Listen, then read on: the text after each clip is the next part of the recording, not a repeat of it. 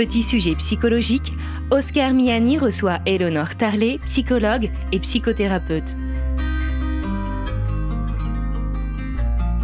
Petit sujet psychologique avec Éléonore Tarlet, bonjour. Bonjour Oscar. Alors vous êtes psychologue et psychothérapeute et aussi conférencière et aujourd'hui, vous nous proposez de nous arrêter sur l'épigénétique et l'épigénétique précisément en lien avec la psychologie. On va d'abord s'arrêter sur ce premier terme, épigénétique. Qu'est-ce que c'est exactement ? Qu'est-ce que ça veut dire ? Alors on connaît le mot génétique. Épigénétique, en fait, je vous lis la définition.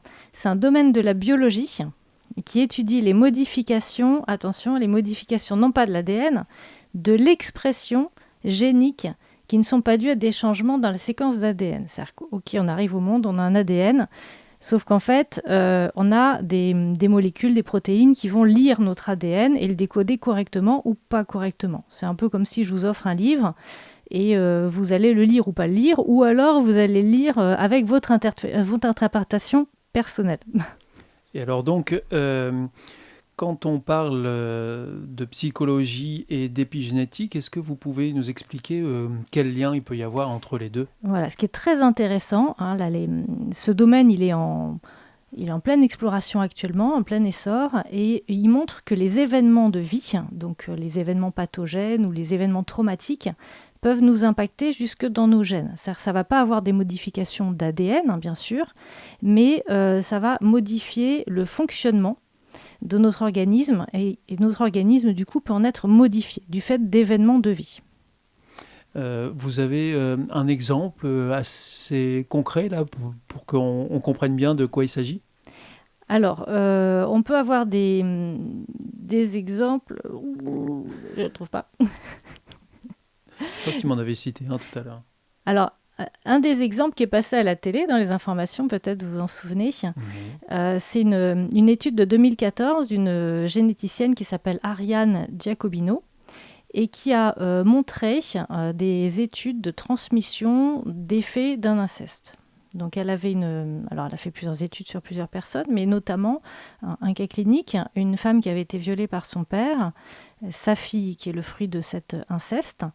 Donc la chercheuse a fait des prises de sang pour rechercher un certain gène qui s'appelle NR3C1, et qui est le codeur de ce trauma, si on peut dire. Et on a vu que la fille a un impact beaucoup plus impacté, alors qu'elle-même n'a pas été victime de viol, que la maman. C'est-à-dire qu'elle a une plus grande cicatrice moléculaire sur ce gène NR3C1. Et elle a fait aussi des analyses sur la grand-mère qui montraient que la grand-mère, finalement, avait... pour comparer, la grand-mère, la mère et la fille qui étaient issues du viol, mais qui n'avaient pas subi. Donc c'est quand même intéressant de voir que cet épigénome qui avait dû marquer la maman a été transmis à la fille qui n'avait pas vécu ce trauma. Alors, Éléonore Tarlet, pour bien comprendre, parce que là, on rentre quand même dans des choses un peu spécifiques et complexes, est-ce que vous pouvez nous dire schématiquement comment ça fonctionne pour que le récepteur soit bien lu ou pas bien lu ? Vous pouvez nous expliquer comment ça fonctionne, tout ça ? Alors en fait, quand nos gènes s'expriment, on parle soit d'acétylation, soit de méthylation. Alors, c'est des termes un petit peu techniques. En gros, l'acétylation va entraîner une production de protéines qui va participer à son tour pour faire une recette. Alors, on parle de cascade, parce que dans l'organisme, c'est un peu les poupées russes, si vous voulez. Il y a quelque chose qui va lire, qui va générer une protéine, qui va participer à une recette pour générer toute une cascade de réponses moléculaires qui sont nécessaires à notre bon fonctionnement d'organisme ou à l'expression correcte des caractères de l'ADN. Là, c'est l'acétylation, c'est quand tout se passe bien. Ok, c'est lu comme il faut. Mais le gène peut ne pas s'exprimer. Donc, on est porteur de ce gène, mais il ne s'exprime pas, il n'est jamais lu. Et là, on va parler de méthylation. C'est-à-dire qu'en gros, la recette, elle n'est plus disponible. Et on peut bien comprendre que ça va entraîner des dysfonctionnements.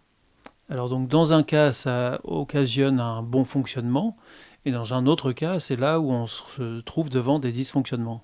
Voilà. Alors évidemment, ça ne va pas être forcément qu'un stress. Les études montrent que ce sont des événements répétés qui vont générer ce qu'on va appeler une vulnérabilité chez nous. Ce que vous appelez aussi des traumas. Voilà, des traumas, des psychotraumas en fait. Et alors, une fois que ces dysfonctionnements, parce qu'on s'arrête malheureusement plutôt sur ce qui marche mal que sur ce qui marche bien, quand on constate ces dysfonctionnements, qu'est-ce qu'on peut faire? C'est irrémédiable ou comment ça se passe? Alors, ce qui est super, c'est que dans la vie, rien n'est irrémédiable. J'allais dire, il y a l'amour. Mais oui, c'est un gros facteur de changement.